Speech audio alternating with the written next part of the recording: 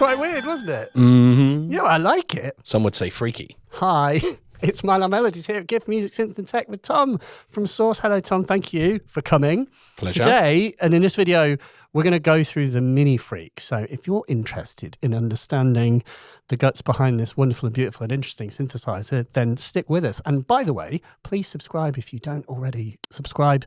Lots more videos on the MiniFreak we're going to shoot and also on other synths too. So stick around. Tom, why should people consider the MiniFreak? Good question. So MiniFreak is a really, really complete synth, in my opinion. You've got two very capable oscillators with many different algorithms ranging from basic waveforms through to physical modeling through to FM, coupled with a really sumptuous analog filter with which is modeled after inspired by like a Oberheim SEM. Coupled with some excellent effects and an excellent sequencer. Loads of modulation as and well. Loads of modulation as well. Yeah. And it's polyphonic. Tis indeed. Yeah. Yes. With many different voice modes. So you've got 6-voice true polyphony where you can have two oscillators running together. And also this sort of strange 12-voice paraphonic mode. So 12 voices and with some interesting voice stealing. It's like a big bad mono as well as a big bad poly. Yeah, it has like the most gnarly unison sound in the world. We were like, I mean, you heard in our weird intro that they were like, it was quite weird. I think intentionally because there's this thing, in my experience, we have two, by the way, because I have this one that I've been like making some sounds with, or one, and like it's really good to do the weird whacked out stuff as well because it lends itself to that. It also can do really beautiful, sumptuous, like as well. And I think in this video, let's go through like as if we're building a patch and let's sort of explore the various blocks in a bit more detail and like you can tell us about what you think is cool. Starting maybe with the oscillators, like So what I'll do, I'll just initialize a preset quickly so we can go through the basic functionality of it really, really quickly. So just to do that, hold down the encoder there and then sawtooth. Yeah. Easy. So the oscillators are directly derived from the MicroFreak. I have to remember that Micro Mini. This one be Mini. Well done. Yeah. Well done. So the MicroFreak uses an oscillator derived from Mutable Instruments Platts. Well, some of its modes are derived from Mutable Instruments Platts. So for those of you that aren't familiar with that, it's a very capable beloved Eurorack oscillator, which with many different modes. And this has got some of those modes and many more so. So there's plenty in here. I'll just show you a couple super quickly. So you were talking about it being able to make kind of more basic sounds more than the sort of like spacey stellar sort of stuff. So the basic waveform oscillator is a good place to start with that. So if I just get a sound really quickly, so, a little bit of chorus, a little bit of delay, a little bit of reverb. So on this basic sound, you have wave shaping, the symmetry of the waveform, and also a sub. So straight away, something classical and sounding. fatter, like because you've got two oscillators. Yes, but some of these individual oscillators can sound like multiple oscillators. Yeah, absolutely. So I'll give you a quick example of that. So a good example of that is a virtual analog, not the Carpler Strong, the virtual analog. So that gives you two oscillators. So oscillator sound by using one oscillator, and of course you've got two of those, so you can make a 4 oscillator sound as well. And there is chord mode as well. Yes, there is a chord mode as well, so I'll show you that super quickly. The chord mode is my favourite. Fantastic. Love that. Love that mode. Oscillator 2, isn't it? So it's worth saying that Oscillator 1 and 2 do share a lot of similarities, but also the chord mode that you've just mentioned is only available on Oscillator 2. So let me find that. So it's turn up the volume. Up. Yep, turn that one down. So you can choose the interval, wavefold it, and again, that's like multi-oscillator from one oscillator, and you can blend that with any of the algorithms you see in here as well. So just at the front end, in terms of oscillator capabilities, you've got a lot of interesting options there that haven't been previously available on the MicroFreak before. So MicroFreak was one oscillator. And you can make some absolutely amazing sounds with it. It's absolutely amazing. But this is double. And true polyphony as well. You've got an analog filter with you've got really 6 analog filters effectively. Yes, absolutely. So let me just initialize that preset because nothing sounds better than smashing a sawtooth through a low pass. It is the true test of a synth. So you've got 3 modes. Let me just take away that envelope a minute. So you've got... Give us just a simple sort of sweep just to let's hear the...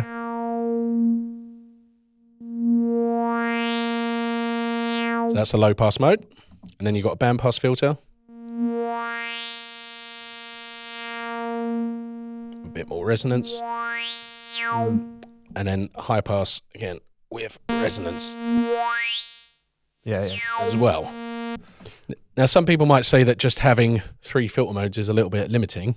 I don't know who those people are. You know, they always say that. But they exist. They exist. It's worth mentioning that there are processing options within Oscillator 2. I'm shocked and upset to see a frog just exploded on the screen of this synthesizer. Wait. Boo! Cool, but it's not a real frog. No frogs were actually harmed in the creation of this patch. Exploding one there as well. The Oscillator 2 can actually process Oscillator 1. Okay. So in what ways? Like, how does that work? So you've got quite a lot of features actually. So these really cool graphics, by the way. I absolutely love them. So the first mode is the FM and the ring modulator. So let me just turn that up a sec. Have to turn it up.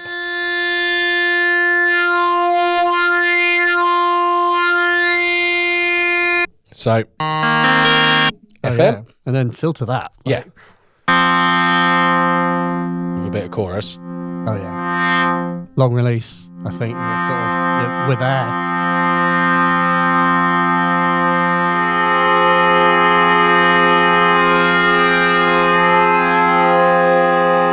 It's like,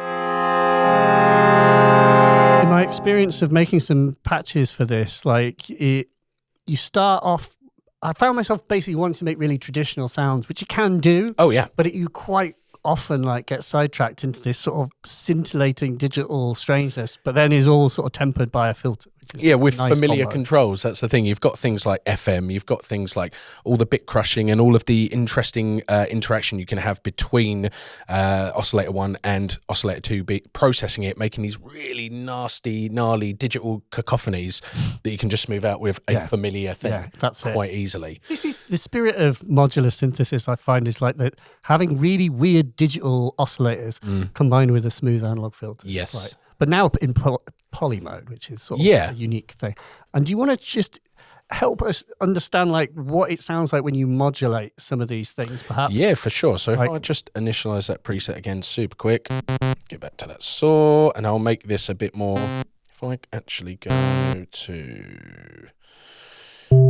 that one, so a sine wave-ish. And then if I show you the FM again, let's see if we go over to that. And I'll modulate, so it's worth noting that these are all modulatable, even the algorithm type. Yeah, that's really cool. Which you can do on like a kind of per step basis and do some crazy stuff with. But I'll just show you, let's say we want to turn it up. Let's remember to turn it up. We want to modulate that. And I think probably with an envelope, probably a good shout. So to get there, you've actually got this lovely mod matrix. And this is quite similar to the MicroFreak, except for you've got 3 pages of assignable pages. Not just 3 assignables. Not just 3 assignables. You have 3 times 9. 3 times 3 is 9. Sorry, well done. Maths fail. But you've got 9 assignable destinations. So there are some preset ones. So you've got like your traditional destinations that most people would go to, but also you can create more complex results. How do we do it? So really, really simple. You just hold the thing, hold the assign, wiggle the knob, and then you see that's now going to control Timbre 2. And I just want to send super hack for anyone that's ever going to use one of these. If you hold shift, it goes up and down. And if you turn this encoder, it goes left and right. Super handy. Show me that. Up and down. I can't left and right. Oh, wow. Yeah. That is very... I mean, my experience is quite fast just to wheel it. Yeah. But if you want to... Yeah, if you want to get to that, and then you go up. Yeah. You are a genius. Wow. You were told how to do that. No. That was a complete by accident discovery. Oh, really? So I also know that if you hold it down for a while, it clears the Yes, it clears that. It's useful. If you're just like, I want to get rid of that, you just hold it down on that one. You can actually clear the modulation on a preset basis as well. So in the sound edit as well, you can clear the sequence, you can clear any part of it really, apart from, it's quite good. So where was I? Yeah, so I was just going to send the envelope. So the envelope's on this line here, and I'm going to send it to that assign one, which is the timbre. Click it in. And turn it. Pick your positive. Yeah, it's bipolar, so positive or negative. So we're going to do not 100% because that'll be absolutely crazy. Wow. Wow, that was loud. So that's loud too. That's very loud. So just temper that down a little bit. Do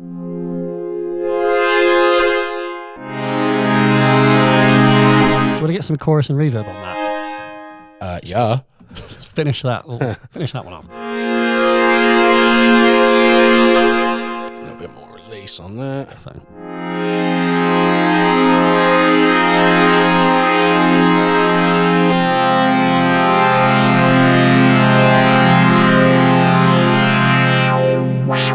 Yeah. It's good, that. Yeah. That's nice. Yeah. And you've gone about FM in a completely different way to the way that I've been doing FM on here. So it sort of illustrates, it's like Photoshop. There's loads of different ways of doing the same thing on this synth, or doing different versions of it. Well, what I was just doing there was using a sine wave, an almost sine wave, so you can get like a more traditional FM tone. But you could absolutely smash like the speech or any of those. Speech? Can you hear? Let's hear the what under FM? Why not? Oh, I don't know.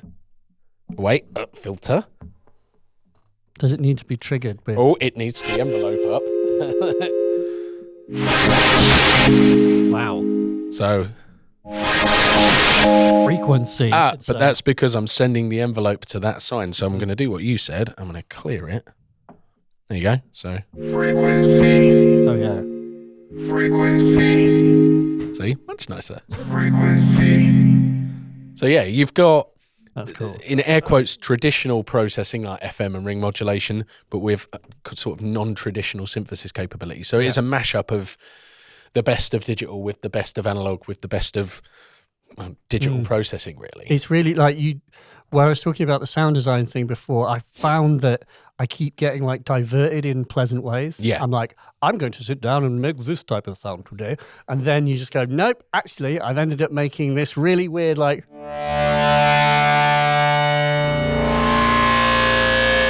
sort of weird car plus strong thing.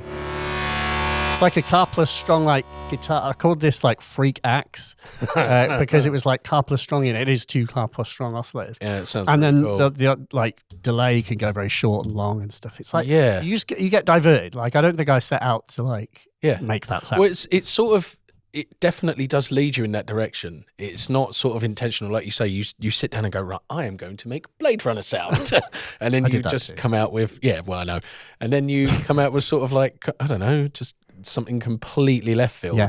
It's a very inspirational machine, I find. Yeah. That sort of mix of very kind of trad control with very capable digital noise generating things is very, very inspiring. Yes, mainly because like on a like a DX7, for example, you change the algorithm and you suddenly get a very different sound. Once you've got your PhD. Yeah. Well, no. That's my point, is all you do is change the algorithm. Yeah. And suddenly you get a different sound. And it's true on this too. If you change the oscillator, you get a different sound. Yeah. What is your favorite oscillator mode on this? Well, actually, it is the noise engineering stuff. So Noise Engineering are a Eurorack manufacturer that make really noisy stuff. Yeah, they do. And I'm a real big fan of their modes in poly. Yeah. Can you give us an example? I like big noisy stuff. Like big, like droney sort of. Ooh. So I just hold a sound. It's like that's like the sound of sync, but then it's quivering. Again, I'm going to wash this thing in effects. So Saw X. That's the name of the mode. Yeah, so this is one of the first modes. So you've got like... Oh. Yeah, we can do like... That sounds lovely. Yeah. Is it wave that you're adjusting? What's that doing? So... Maybe like... Kind of like a syncy thing. I'm honestly not sure what that is, but it's really, really cool. All of their models are...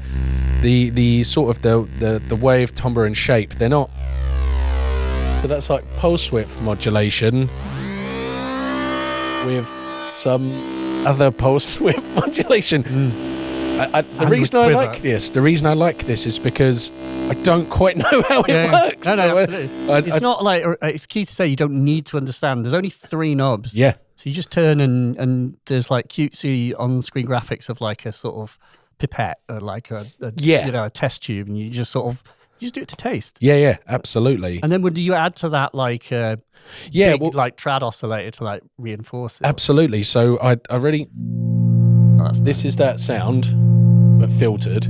Oh yeah, so very nice. That makes me something I want to play you. So what I would generally do is kind of have something like the harmonic oscillator underneath that as well. So if I... And that's like an additive oscillator. And then you've also got... Oh, what's that? You've added... 2 harmonic oscillators. Which sounds really cool. That sounds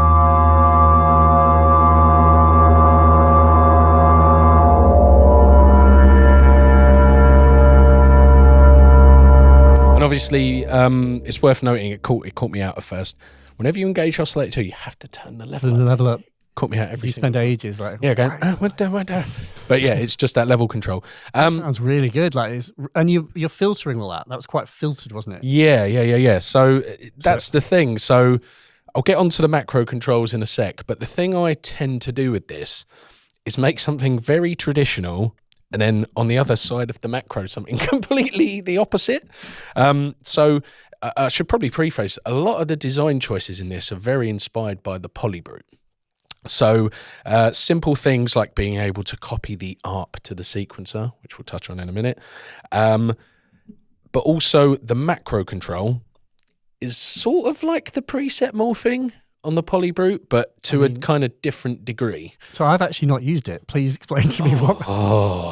Okay. I'm going to show you. So I like starting from an initialized patch. So the way the macros work, so you have to engage them. So you've got 3 different options for these sliders here. So your sliders are not just pitch and mod. They are 3 different things. 3 different things. First one, you got pitch, mod, and then if you do shift and that, gives you vibrato with its own independent oscillator, which LFO, which you can control. Yep. Macros, you've got 2 of them, and then you've got splice and dice, which we'll get into when we talk about sequencers. So macros are just like 2 controls, or it's 2 controls that can control 4 things bipolar.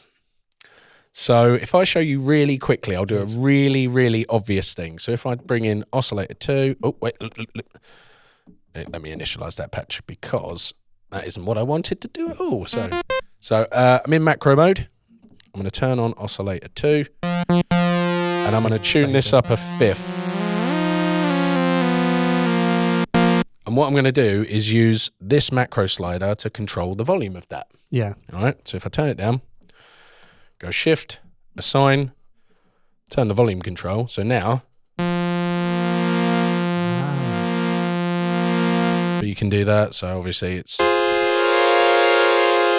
quite a cool thing. That is cool, but you can also control, let's say, like the depth of this chorus. Okay, so I'm gonna...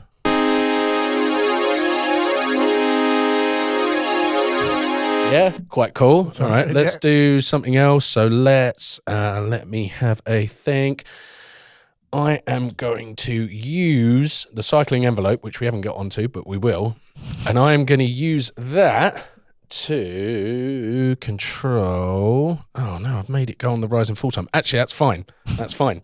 So if I now come out of there, I'm now going to send the cycling envelope to the timbre. And what should happen is when I move that slider up, this will start to have an effect on oscillator 1's timbre. So you're using the macro to control how much an application is being. Yes. I'm going to have to get you to explain how you assigned like a dot on there as a thing. Yes. Because I believe you can. Like you can make a patch, and you can make something else affect how much that patch connection is being. Yes, you can. Which is very cool. Yeah. You can also modulate these Okay. So, as destination. yeah. Which yeah. So. Right. Turn that up. Let me just make sure I've done that properly.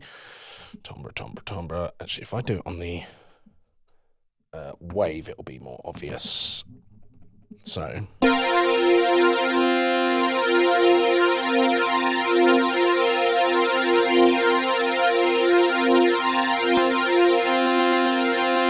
So you hear it go. Now it's not there. Oh yeah. So you can make something like rhythmic and then fade it away. Not rhythmic. So what we're saying here is you're using a macro to basically make two different patches, like. And you've got two of those. That's how I tend to use them. So I will make something very kind of sawtoothy and trad and Blade Runner-y, and then on that side have something gabba, something completely like left field of what I've just made. Yeah. These are ridiculously powerful. One thing I was about to talk about, and then we got slightly sidetracked, was the filters that Oscillator 2 can be. So we mentioned that Oscillator 2, don't tune it, Tom. You don't want to tune it. You want it there. The Oscillator 2 can process Oscillator 1. So I'm going to show you the filters very quickly. There's a digital model called multi-filter. Okay, a multi-filter, if you can see, you've got cut-off, changing, resonance, and then you've got different types of filter. So you've got low pass, 36 dB, all the way through to band passes and notches. You probably can't see this on the screen, but it's like going through like a bunch of different modes. Yeah. Really like utilitarian modes and things that aren't on the analog filter. Absolutely. Yeah. So I'm going to show you really quickly. We were saying that 3 filters aren't enough for some. Well, you can kind of combine them. So using the macro controls, I'm going to control the cutoff of the digital filter and the cutoff of the analog filter at the same time. I see. And you can sort of blend them. So again, I do love a sawtooth. I'm not changing for anyone. So if we... So if I just show you what these digital filters sound like really quickly. Oh, yeah. Oh, that's the mode. Let me get one with resonance. So obviously Arturia make like ridiculously good plugins. So yeah, he sounds really nice. So their digital filters are going to sound pretty good as well. So what you can do is get sort of like 2 resonant peaks. So I'll set that up really quickly. I'm going to use this macro to control the cutoff, the resonance, the cutoff, the resonance. Just like a dual peak filter. Yeah. So you put the 2 in series, thereby making a steeper overall curve. Yes. And then you've controlled 2 settings with one thing. Yeah, because doing that, it's hard. Not easy. It's hard. but with one you can set up like a weird relationship between the 2 where like you get like you could do like a, you've got like the Batman wave. You can make the Batman filter. Exactly what you mean. Yeah, you can. So you can totally do that. High pass it or? I don't know. That's what I was wondering. Yeah. You can do vowels. Yeah, totally. Yeah. And then you've also got like a What if you make it poly? Like, I don't know. Let's just make that hold a sec. So there's my favourite button on this synth. That one. Oh yeah. A bit of chorus. Delay.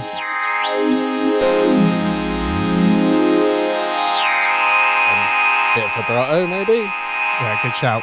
Always. Ooh.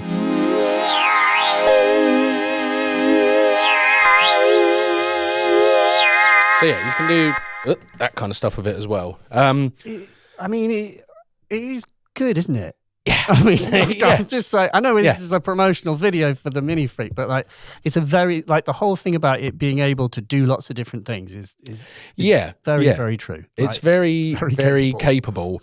I mean, one of the things that sort of really took me was the quality of the effects. Again, Arturia make effects and they're really bloody good. Yeah. And I was going to play, can I play this sound, which is like a really relaxing sound that I made? Drenched in effects? It is, but in a really subtle way. Go. And then I want you to show us the effects, like the hardcore version, but it's...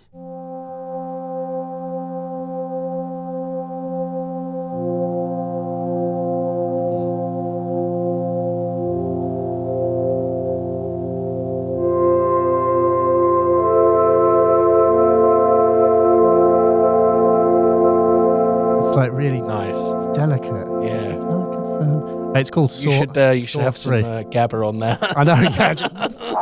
Just turns it into just the most horrible sound ever. Yeah. But it was like, inspired by Aphex Twin. Yeah. And I don't know if you can hear, but there's noise.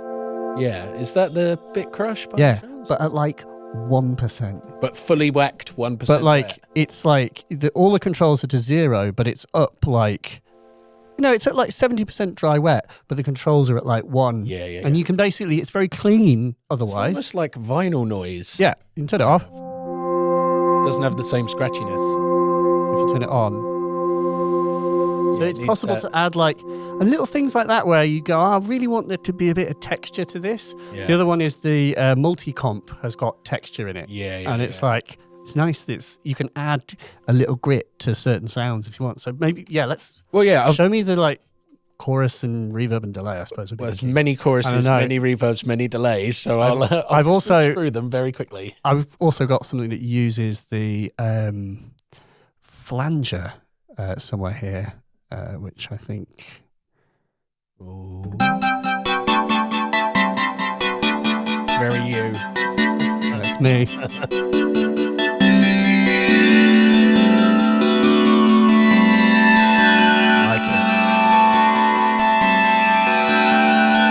Flanger like picks out harmonics. It's like anyway, sorry. So I just wanted those are like the flanger. I wouldn't normally like gravitate to a flanger, but no, me neither. But it's quite musical. The one in here, and nice. It actually has got like something to it. So the effects. There's 3 of them. That's not 3. That's 4. Well done. 3 bass player fingers. 3. So there was no effects on the MiniFreak. And I used to find myself drenching it in effects. So one of the most requested things for a follow-up was effects. And there's, as I mentioned, there's 3 slots. And you have many different types of effects, everything ranging from chorus, phasers, flangers, distortions. The distortions are fantastic. Yeah, they're good, aren't they? Really good. Bit Crusher, thank you very much. You're very welcome. 3-band EQ, peak EQ, and the multi-comp that we've mentioned as well. Reverb and delays, they have their own separate slots on FX2 and 3. They're not available on FX1. And it's worth mentioning you can't run a delay into a delay into a delay. It's just 1 per slot. Even though I would like to do that very much.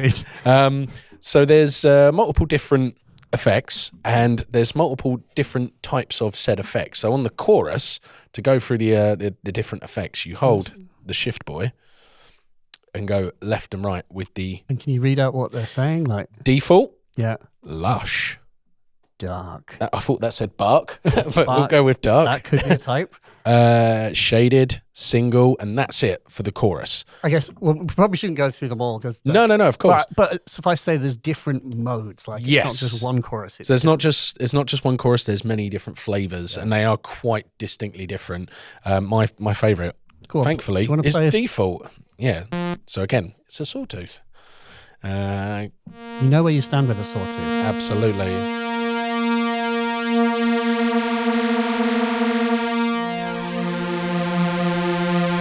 And all of the effects have a wet-dry control, so you can go like really nuts with the chorus. I don't know why you do this, but you totally can. Just have a little bit of it. The chorus is really nice for like stereoizing. But the one thing that it's a shame you can't do is you can't ping pong the voices in stereo like on a Polybrute. And I asked Sebastian from Arturia, and unfortunately it's not possible for it to do that. But you can absolutely stereoize. Yeah, absolutely, yeah. By the way, very quickly, I have a sound here which is quiet. Ooh.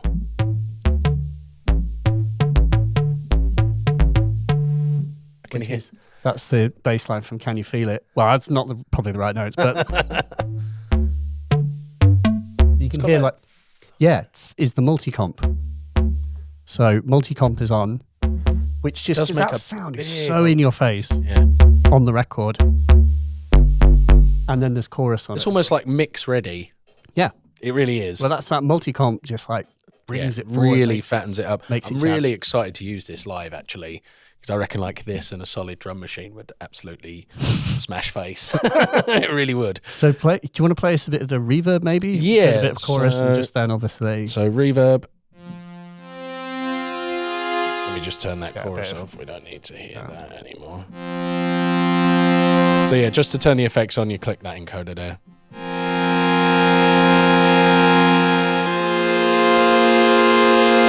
If I just give you a big wash of that and then maybe give you a different algorithm. So there's long, whole, echoes, room, dark room. I quite like dark room. Should we turn up the time or the decay? Yes, please.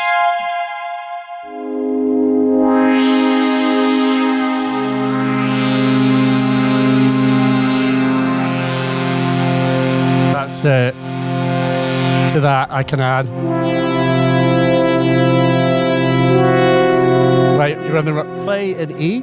Like really low down? C, D, E, F. I think it's E, isn't it? I don't know my keys. That one. That one.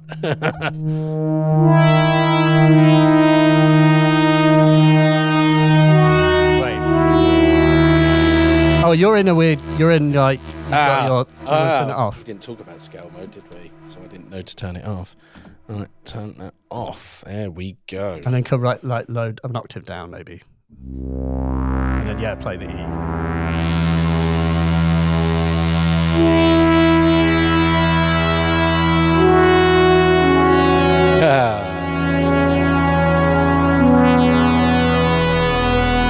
Yeah, that's it.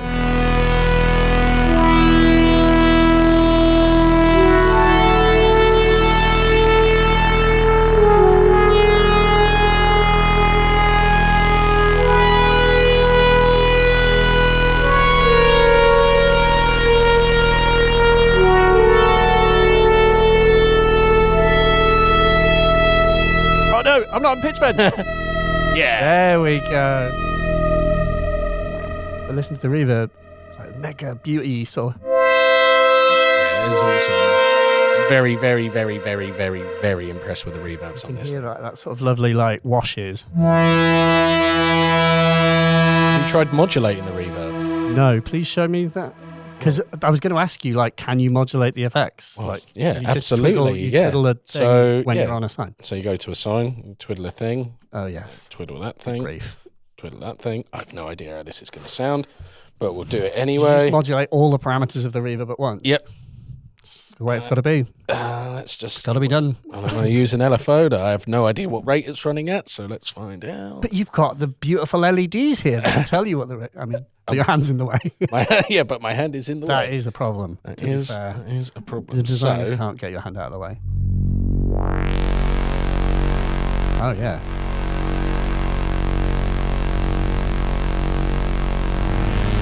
Got lots of different LFO shapes as well, including this like LFO Designer thing. Good segue, Alex. I mean, thought we just. I mean, I actually genuinely don't know how it works, having not used it on this. So I would. You're not used to macros. You're not used to. No, like this. What Like, it's like. literally, I spent like a few weeks just exploring the core basic thing. Yeah. Which Well, is to say, there's a lot. There's to, a like, lot just Which there. isn't to say it's like hard to get. I guess what I'm saying is just I was very satisfied with what I had, and so. But I am genuinely curious. So how? So So you have two LFOs. yes, you have and two you have LFOs. a cycling envelope, which can be an LFO. Yep. But you can also design LFOs. Yes. So we'll just go through the LFOs super quick. Like you say, it's two of them. They can run free run. And if you want to sync it to a clock, click the encoder and it'll give you the time divisions. Absolutely fantastic. And there's They have two all of the those. different like retrigger modes as well. So you can trigger them in poly or like so all together as one. you can have like one shots. So they can do, I'll actually show you that really quickly because you can make like a kind of strum, like a kind of thing. That was a really bad approximation of it, I might add. It's like there was a guitar in the room. Oh, thank you. So in terms of waveforms, there's loads, but there's also this wave shaper option. So you can load in presets from that. So if you hold shift and then turn this, there's all these different kind of Oh my goodness. pre-made waveforms. There's So- like loads of different wacky shapes. So I'll show you Rhythmic 3 because I don't know if you can see on the camera, but that's a pretty chaotic one. So if we just, I'll I've got it on chord mode. So if I now send that to the filter, because that'll be the quickest and easiest and most obvious thing to show. So if I just do the old modulation, and if we set that to run. Oh yeah, go right down low on the like. Oh yeah. Proper gurgle. It's like a rhythm. It's not like. And obviously the LFOs are polyphonic, so you can do kind of. Yeah, they're like working against each other in a funny way. That kind of thing. So you've got that in there. So loads of preset LFO shapes, custom LFO shapes, and your usual LFO shapes. But there's a wave shaper for the LFO called User Shaper. All right. And this thing is absolutely awesome. So to edit that, you go into Shift and Edit, and I'm now LFO 1 is flashing. Yeah. Okay. So now watch this. I just drew in an LFO using the sequencer. I don't know what happened, but I liked it. Something. So there were lots of purple lights, and I got excited. So you can, if you're familiar with an Arturia sequencer, you'll be familiar with this. So you can hold last step here and then say, I want to make that LFO 7 steps, and I want it to go on that step. I want it to be ramp up there. I want it to be that. I want it to be that. And now I've just made my own custom. On here, we're seeing a rising, a falling, and a sort of triangle or a flat. So I can you're make holding like a step, flat. and you're using these 4 buttons to control on that little bit of the rhythm what shape it is. Yes. And so then you create a little sequence of them. Yeah. And once you're done, so press that hear what now. you did. I was playing around, not related, it's not an Arturia product, I apologize in advance, but I was playing with Yuhi's Zebra 2 and the Hans Zimmer, like the Dark Zebra, I think it's called, which is like, there were loads of sounds they made for the Batman soundtrack. And you can get the sounds. They are amazing. And they use a very similar envelope for a lot of sounds. So there's stuff where it's like, sounds like the sound's breathing. Yeah, and it's because just you hold it down and it's like, and there's like a pause, and there's like a, and they're done. That with soundtrack that. is Not full that. of that kind of stuff. That sort of like noise through a filter with rhythm applied to it. There's a hell of a lot of that. And there's a lot of like dum sort of sounds, and that's that. Well, you can totally use those for rhythms, but the thing I quite like to use. So I mentioned that the design of this was inspired by the Polybrute in some respects. One thing that's in this that was also in the Polybrute that I absolutely love is you can quantize the modulation input of the oscillators, and I'm trying to remember how to get to scales. Yes, you can. Okay, wow. So sound edit. There we go.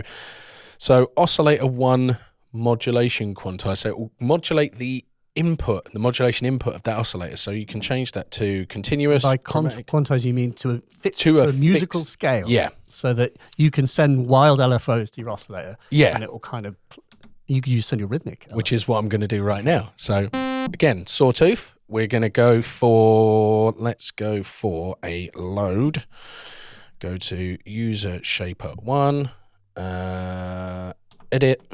Draw in a thing. Make it 9 steps long. Make these flat there, and then that one off. So I've just made a wonky wave. Now I'm going to send that wonky wave into the pitch input of Oscillator 1. So if I go LFO to pitch 1 and 2 by that amount, can't promise this is going to sound amazing. Again, because this is a pitched modulation input, there's pitch information, it reads the data out in semitones. So once you get above an octave, it starts doing it in tones. So if I get to an octave, almost, there you go, and it starts reading it out in tones. Oh, I see, yeah. So 13, 14.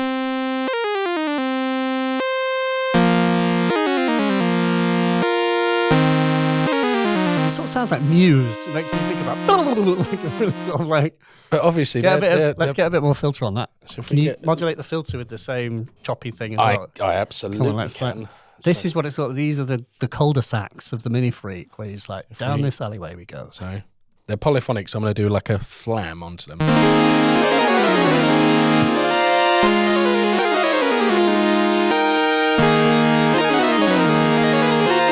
See? Quite cool, huh? Will the global scale like affect that? Will No, they're completely separate. It's its own thing, but it is in tune, so it's quantized to a scale. But you can, if you really want to, you can modulate Oscillator 2 and do a completely different scale if you wanted to.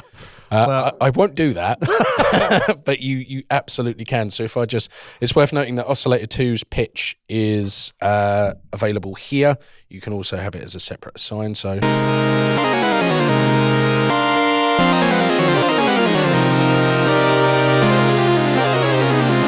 Bonkers. So you can, in theory, draw in sequences with that custom LFO. I'd rather do that kind of thing. The key is there is also a sequencer, which I think should bring us onto the sequencer now, because you've been doing sequencing just then without even using a sequencer, which I think definitely illustrates how like mad flexible this thing is. Yeah. There's enough going on above here, to be totally honest.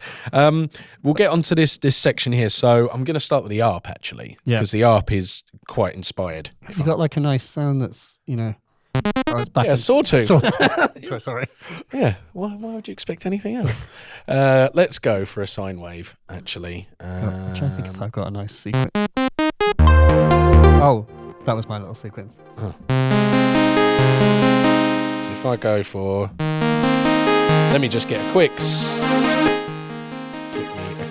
sine wave. Oh, that's nice. Very pretty. Maybe with a bit of delay. We didn't actually hear the delay before. Do you want to very quickly give us a bit of like ping pong delay maybe? We do, if I do, so on the delays, there's synchronized modes. Stereo synchronized is a good one. Oh yeah, there you go. There's like ping pong as well, mono, and oh, that's nice. So on the ARP, you have, it is where all of these kind of buttons come into play. So right now, I'm on mode 1, which is up, down, random. It's quite a fun one.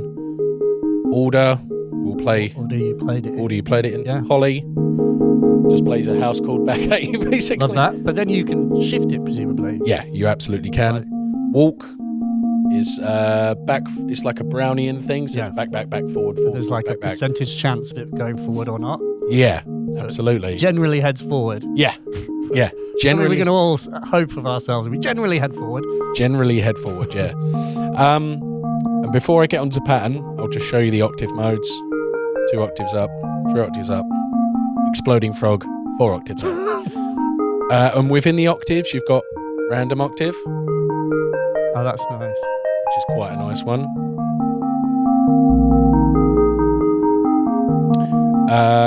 If we go back to 1 octave for a second, and I'll show you ratchet. I don't know if it'll work with something. Let me just...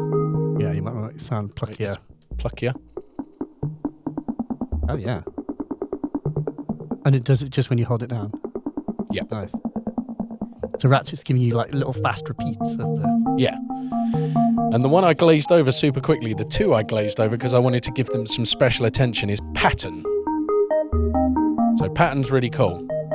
Every time you press the keys, you generate a new pattern, which is... We like that one, so we want to... Let's say we want to edit that further. Were you saying, by the way, if you turn off pattern, it'll create a new pattern? No. Every time you press the keys, it does in a different order. Yeah. And it stays on that order. So if I just go... Oh wait, I've got random octave on, so...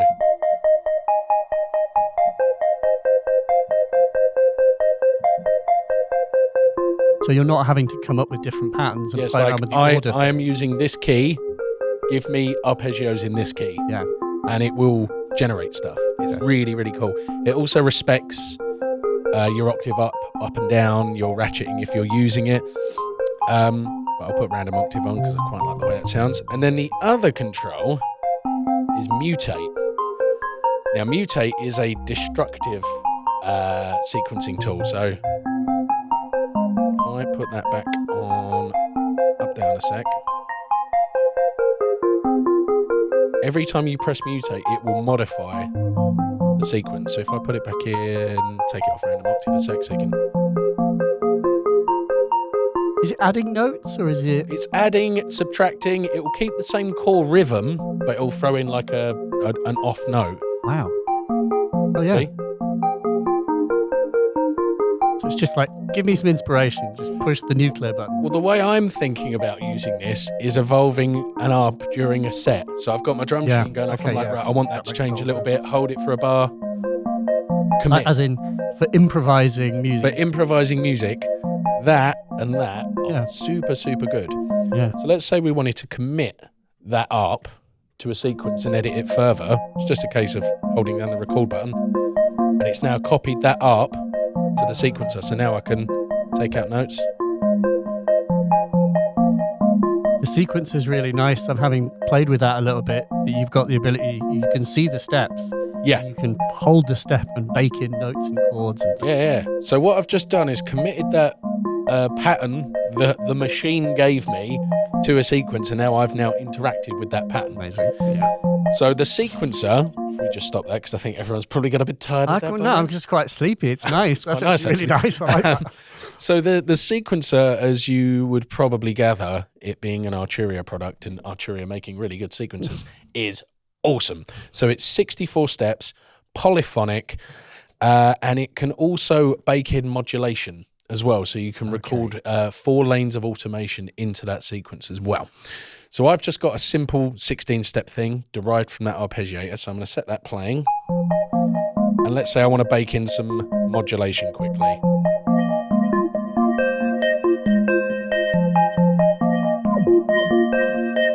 So you press the mod button, press record. Let's say we want to change the waveform a little bit.